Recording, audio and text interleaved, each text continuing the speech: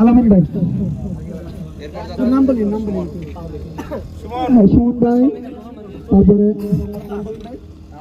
বেদন ভাই, তারপরে আছে উদয়ন ভাই, তারপরে আতিক ভাই, চ্যাম্পিয়ন ওইটা হচ্ছে রানার আপ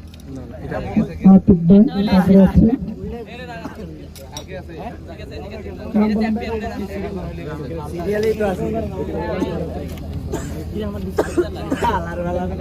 অভিনন্দন নানারাফ দলকে, অভিনন্দন।